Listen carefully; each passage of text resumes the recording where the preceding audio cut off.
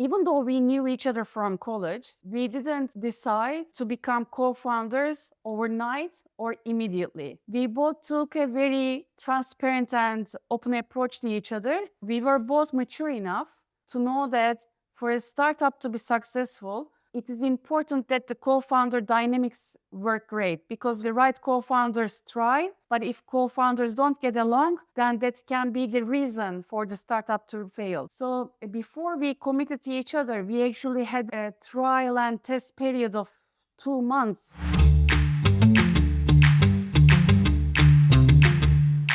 Hi, welcome to the Beyond 42 podcast, a series on navigating the uncharted territories of success and leadership beyond the product.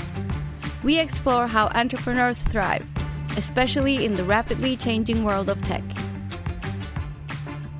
I'm your host, Gökçe Gizar Clover. I'm a serial entrepreneur and community builder in the tech ecosystem, and I invite founders, investors, and experts to dive into the concept of success and how entrepreneurs build resilience. My guest today is Fulya Tuncer. She's the co-founder of The Revivas, a sustainable fashion platform. Fulya and I have known each other since we were kids. We grew up in the same hometown in southern Turkey, although we weren't really close friends until 10 years ago when we ran into each other at one of our close friends' weddings. At the time, I was living in New York, and little did I know that Fulya and her husband Mehmet were planning to move to New York for their master's degree at Columbia Business School. After graduation, Fulya started her career at Goldman Sachs, and I never saw her again until this day. Just kidding. But she did have a remarkable career, going all the way up to becoming an executive director in investment banking. But that's not why she's here today. She's here to talk to us about her journey as the co-founder of The Revivas, and because she's a woman that I admire, a great entrepreneur, even though she's only been in this ecosystem for the last couple of years. She's managed to raise her seed round in one of the toughest climates for entrepreneurs. And she did all of this with a newborn who's now 2 years old. Super fun fact, at the time of this recording, Fulya is a few days away from having her second baby. Yes, she's 38 weeks pregnant. Welcome, Fulya. Hi, Gigi. It's great to be here today. Thanks for having me. Thank you for joining in the middle of all this chaos. I really appreciate it. So can you tell us a little bit about your transition from being a Goldman executive to becoming a co-founder, moving to building a brighter future for us with sustainable fashion? Was it just one day or like, okay, I'm no longer going to work in corporate and start my own thing? Did you know you always wanted to be an entrepreneur? How did that happen? Of course, actually, becoming an entrepreneur was never on my agenda. If you asked me 5 years ago if you would become an entrepreneur one day, I wouldn't believe it. As you have mentioned, I have a more than a decade-long career in finance. I worked in established corporations. I have been used to having a stable income, stable job security, etc. So entrepreneurship, I would even define myself as a risk-averse person. Yeah. So didn't think it was for me or something that I would be interested in. However, I think this entrepreneurship journey hasn't happened overnight. It happened gradually. And two magical things contributed me to become an entrepreneur. One was the problem that I was facing. And then the second is the passion that I was feeling. So these two things over time contributed to the entrepreneurship journey. Were you still working at Goldman when you started that journey? At Goldman in investment banking, we work on multiple projects and we always have deadlines after deadlines, projects after projects. So it's a very fast-paced environment. Unlike entrepreneurship, yeah. I mean, no, what I'm trying to say is it is very dynamic and I learned a lot in banking, but actually because of this fast-paced environment, there is not much time to take a step back and think about, the overall, the problems maybe or the things that matter the most to you. Yeah. You get lost in the everyday life and the everyday projects and the deadlines. And it was during my maternity leave that for the first time I had time to myself and I had time to maybe research more about my interests, about my passions, etc. And during that time frame, I started exploring sustainable fashion, about the industry, about the problem that I was facing, and about defining the problem actually that I was thinking about. And eventually I realized that the problem that I was feeling was beyond the personal problem. It had the potential to be a viable business. It was actually a problem that many of the consumers face.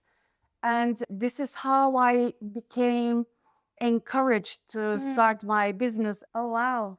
What a journey. I remember you started working on this product and you were struggling with a lot of challenges. Can you tell us a little bit about the beginnings of this story?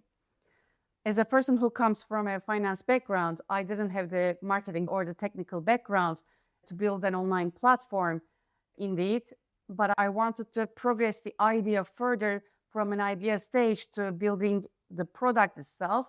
And I found a technical contractor to help me build the online platform on the technology side. And I was just proceeding as a solo founder.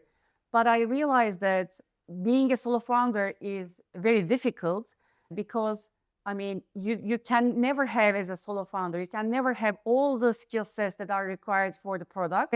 You need the team, you need a co-founder that's also committed to you, to the business as much as you, and that can complement your skill set. Also, being a solo founder is a very lonely journey as well. It gets boring also. I think it's really more fun to have the right co-founder, and it is you just two people coming together to create even better ideas and things. I always worked in team environments, so I really value the teamwork.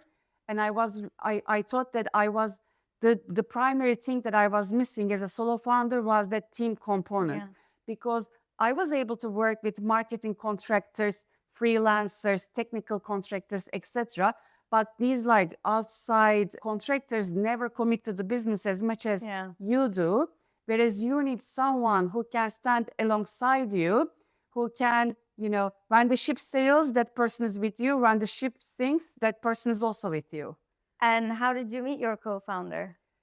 So first, actually, I tried to identify what kind of a co-founder I needed.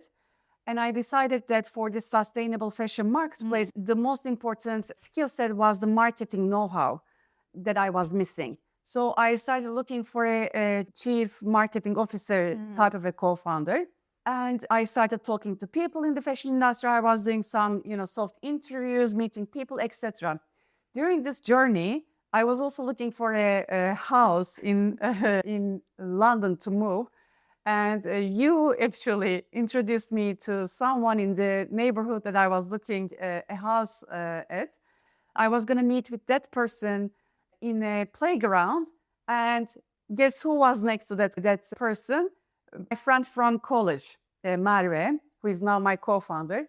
But at that point, it was just like, such a big coincidence. We haven't seen each other for years. We graduated from the same university, but we just drifted apart because she always did marketing and I did finance. And then we started having the conversation with her. She was working at Google at the time, but she was also contemplating of starting a business herself. She was at that stage in her life that she was also contemplating some ideas about starting a business. But then because she had all the skill sets that I was looking for, and she was actually ready to be convinced to leave the established works environment, I started to convince her. Was it hard to get her on board? Even though we knew each other from college, we didn't decide to become co-founders overnight or immediately. We both took a very transparent and open approach to each other.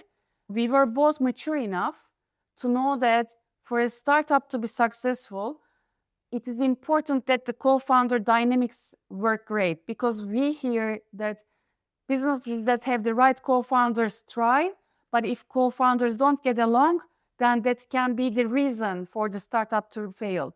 So before we committed to each other, we actually had a trial and test period of 2 months, almost, I would say. How did you even come up with that? We just had a very open communication about that. It was actually for the benefit of both of us that we are open to each other, that we had this test period to see if, okay, we get along well as friends, but can we really work well together? And do we have indeed the skill sets that can complement each other? I mean, this seems so obvious to you, but you'd be surprised how many people who go on this journey just like jump into it without thinking or discussing any of these. And I think, yes, I think this was one of the most critical decisions that I took at the start of this venture. so what were some of the signs that made you, or if you discuss it with Marivet, both of you think that, yeah, this could actually work?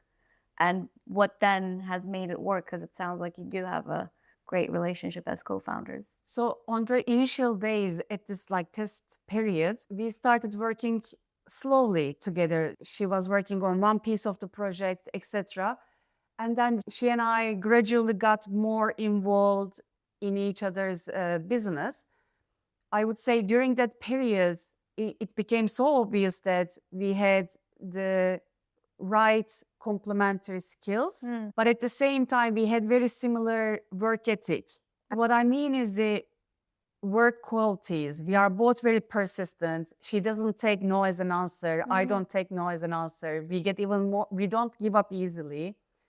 We are very curious. We are both mothers.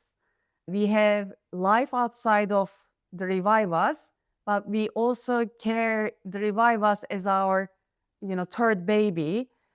And we really wanted to nurture and grow. So I think we are equally committed to the business, and we are both also optimistic about the future too.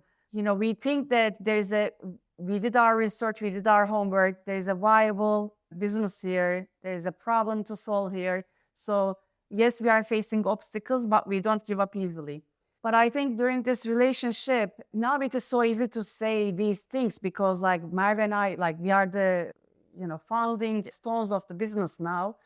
But on the early days, one turning point was that she actually had applied to a reputable VC's cohort program with a different idea. That cohort program was designed to, finalize your idea and find a technical co-founder that she needed for her own idea. And around this time, when she was waiting for a response from the VC, we ran into each other, and she started getting more engaged with the business and with me in particular. And eventually, she actually received an offer to join the cohort program. Wow. So this was maybe 1 or 2 months into when we were working together. And she could have just said, thank you, Fulya, it was a nice journey, but now I'm going to pursue my idea because there's this opportunity. Instead, she actually turned down that offer and said that she believes in the idea and she believes in our partnership. So she's just going to pursue this and said thank you to the VC. I think that was quite impressive. And it also shows that she is also very committed. She's very committed to the idea. And also we are loyal to each other. This co-founder thing is like marriage. Yeah. People even say divorcing your husband is easier than separating from your co-founder. Yeah. So I think, there were these like roadblocks that turned into opportunities for us early in the days, which strengthened our relationship. And now I'm so glad to have her by my side. Like looking back, I was almost starting this journey as a solo founder, but I would never bring it to the stage it is now without her. Beautiful and very profound. And actually, co-founder conflict is the #1 startup killer. People think it's product market fit, but it usually boils down to co-founders. And it's not just conflict during difficult times, but also the good times, because then people get blinded by shiny things. It sounds like you two have a great dynamic right now. But I'm also... We do fight often too. I was just going to ask, because two persistent people who cannot take no for an answer, how do those fights go? I mean, we fight, obviously. Sometimes we have different opinions too. So first of all, we have different expertise areas. I think we are just trying to be rational, and we always prioritize which way is the best way for the business. And we try to make decisions. So it is all about negotiations between us, like genuine negotiations between us. She defends her point, I defend my point, and sometimes we find that her point makes more sense, or sometimes mine make more sense. Fights always happen, and it's inevitable. It just, of course, it shouldn't happen frequently, but at the same time, when they happen, it's important to have the approach towards finding a solution together. Yeah. And I would say what you're describing is the healthy idea conflict, because you mentioned we have different opinions. It's not a matter of like, I'm right or my idea is better. And this is what we try to explain to leadership teams or co-founders.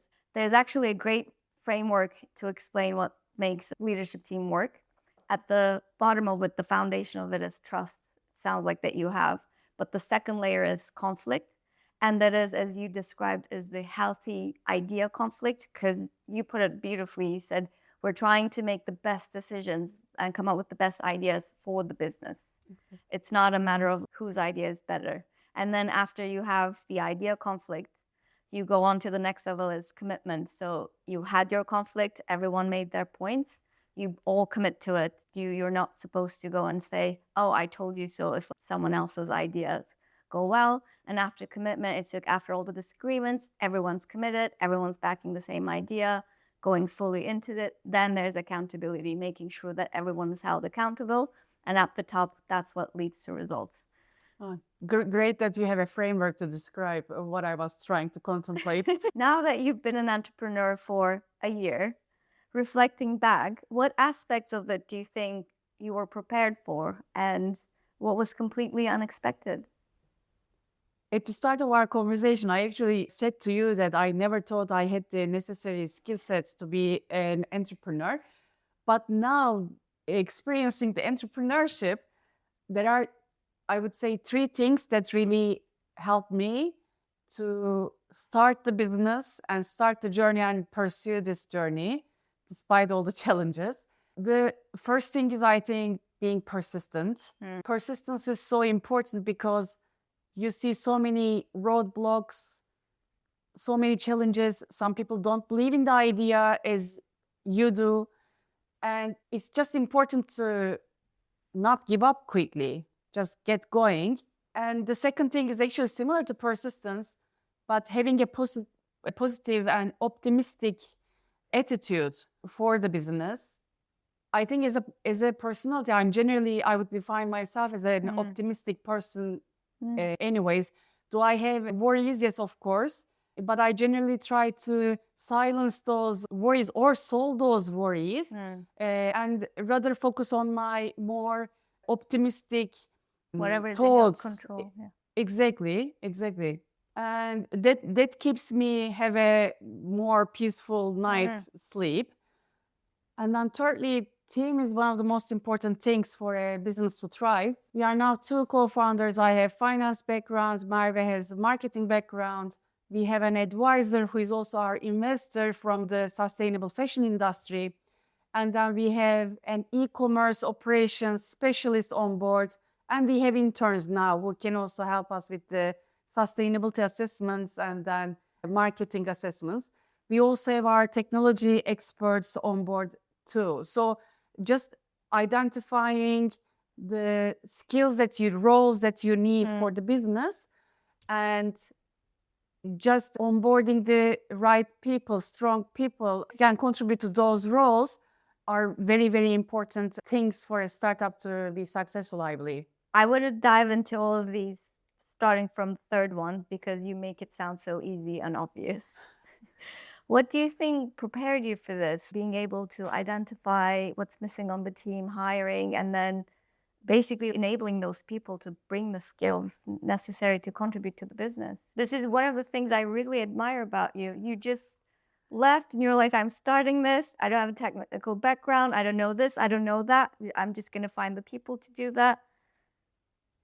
Born this way. The Revivas actually went live only a couple of months ago. It has been customer facing since December. And within these couple of months, we have grown our team to 7 people in total now. two co-founders, one e-commerce manager, two interns, and then two tech people. And then we have one sustainable fashion advisor who is instrumental in our, strategy and then sustainable fashion related sector decisions. I think to your question about how we grew the team is that I have always worked in team environment. In my past, I have been involved in hiring, forming the right team, and just like teamwork has been always what I have done. So it was that approach, I think, that let us hire more people. But it's not just the people that we hire. We actually identified where do we need help with, where do we lack the necessary skill set, who do we need as a teammate. And then first identified the role, and then secondly, try to find the person who can fit into that role. This is how we have formed the team, I would say. Yeah. That actually brings me to the next point of you were able to do this because you were able to raise your seed round in one of the toughest climates. Can you tell me a little bit about that journey? That's actually so true, Gigi. Without funding, it would have been impossible to form the right team. We were lucky to have one investor who is from the fashion industry to support us early on with a pre-seed round investment. This investor is someone actually we didn't have necessarily a personal connection with. This is someone we reached out to on a cold call basis to speak about the industry, to validate the idea even very early on. This person has been so much involved in the progress and the formation of the Revivas. And also she got invested in the founders as well. So she liked the idea, she liked the founders, and she said that I can actually invest early on so that you can just have the funding to get going. Yeah. That was quite important because with this initial funding, we were able to invest in the technology, in the product that we were developing. Secondly, form the team, and then also start our marketing expenses to build our brand awareness and also to build the platform. Fundraising hasn't been easy. You might be hearing this also from other startups. Regardless of the industry you're in, VCs and institutional investors are a little bit cautious about investing right now. The angel investment in the pre-seed round has been quite important for the Revivas to get going and to have the initial product in the market. But fundraising, I don't want to sound like fundraising is easy. It's actually quite a challenge in this current environment. The macro is not very helpful. Interest rates have increased, so they are being very diligent about where to invest their money in. And also, they want to see more traction. But it also brings a chicken and egg problem because to create the traction, you need the funding. So right now, I think, yes, I would say we created the luck ourselves almost. Like we were lucky to have this investor, but we built a relationship with that investor for such a long time, for almost a year in the background, that she eventually got committed in the idea and was able to invest in us. Then we received additional angel investments from our network, etc. But when it comes to institutional investors, it is really challenging. And the story, what I'm telling you about is about holds there. They need to see the traction, We are developing these relationships with the potential investors to have our next stage of funding to grow the business even further, to take it to the next level. But to show the traction, we need to be really budget disciplined at the moment. So we are being very creative about, we are being very creative about guerrilla marketing, spending, or like doing things in-house rather than outsourcing it. So it is really a challenge to be very budget disciplined, but at the same time, try to create a traction. But I think we are on an avenue that our numbers are very small now. Like we just started the journey, as I mentioned, but we are on a good trajectory. Every month, we are almost doubling in comparison to the previous month. So if we continue this trajectory, then we hope that the fundraising will be easier in the future. But I mean, yes, gone are the days from the COVID period where people were seeing just the PowerPoint presentations and investing into businesses. Wow. In this story, there's a couple of important messages. One, how powerful cold calls can be to the right person. And if you can make that connection, find people who would care about the problem that you're solving. And then two, the long-term relationship building aspect of fundraising. And another point is finding the right people who will believe in the idea, but also believe in you as co-founders and who will join you on your side. So you mentioned this chicken and egg problem that a lot of the founders, especially in early stages, are facing, especially when they're trying to raise from institutions. What has been your experience? What are some of the most difficult situations that you found yourself in? Has being two women, two mothers affected that journey at all? Starting with being a woman, in the UK, 1% of VC capital is invested in female-funded businesses, whereas more than 30% of the founders are women. There's just so much noise, and I mean, there are great initiatives towards diversity and inclusion, and being a woman founder is actually a positive and a different thing, etc.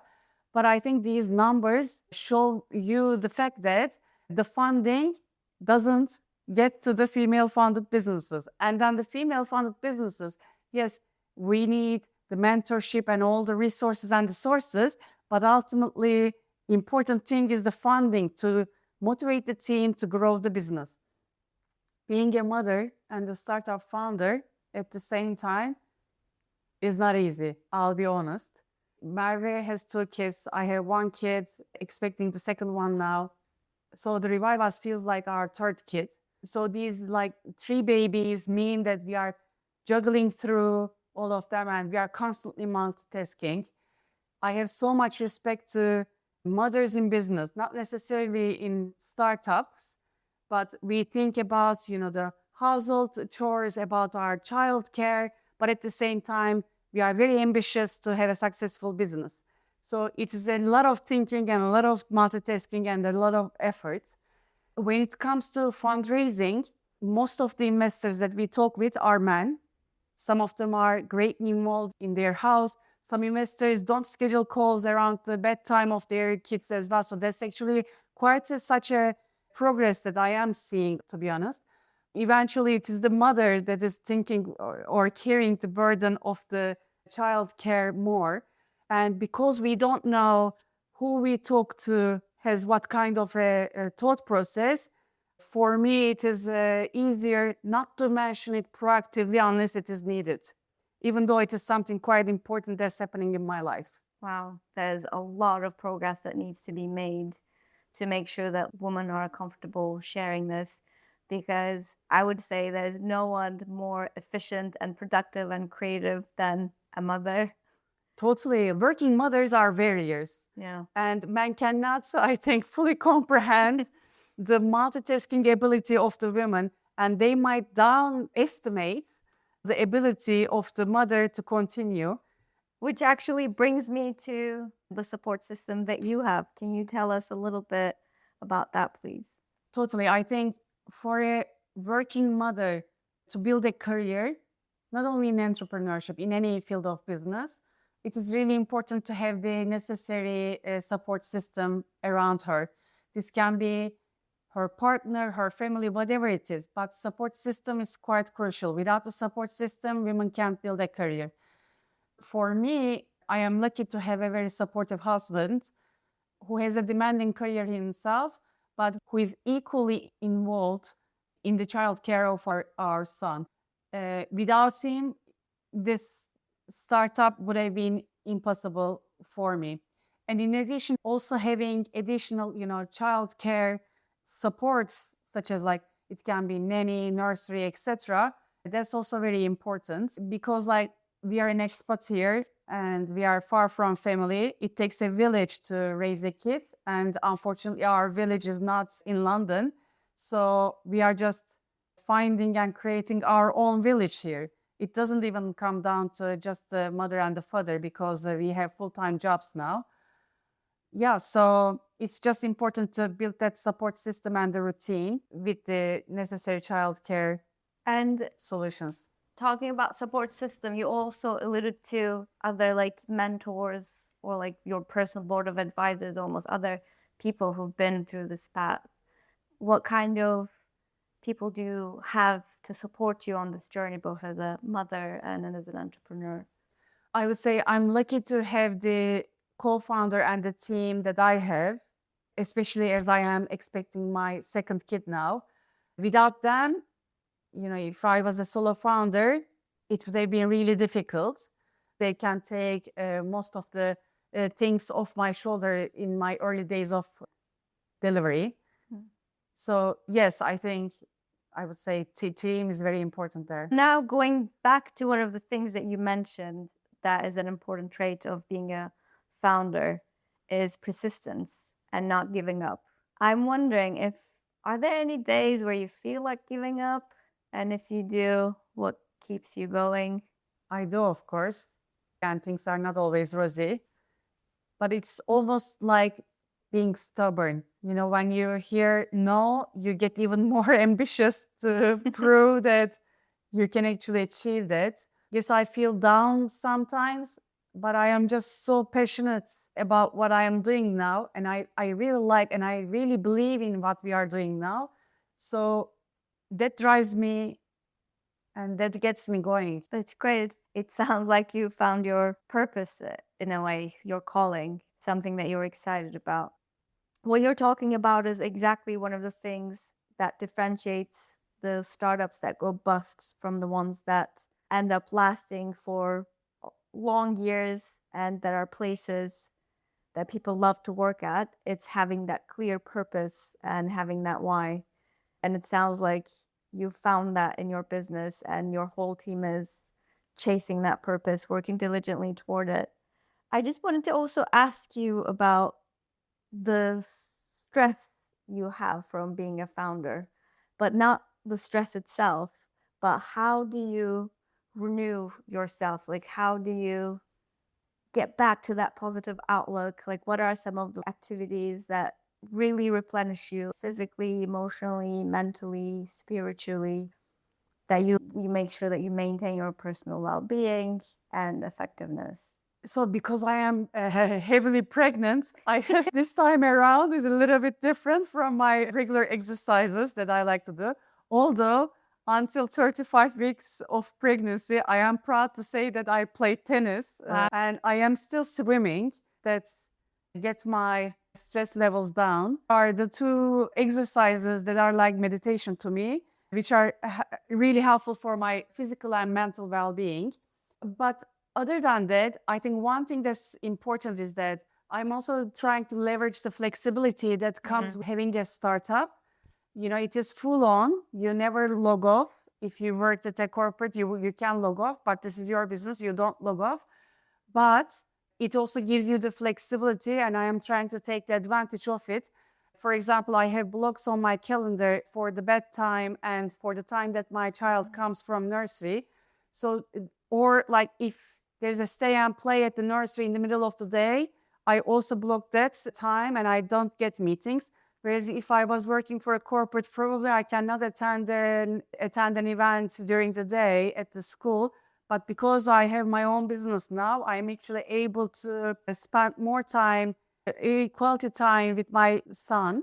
So this is also really helping me to lower my stress levels and be happier with the startup work environment.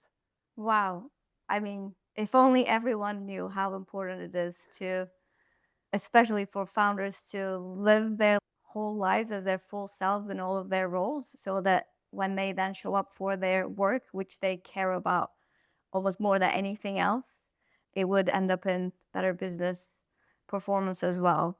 Another question is, what do you wish others understood better about the founder experience, whether it be investors or family or friends? I think startup experience is a full-on experience.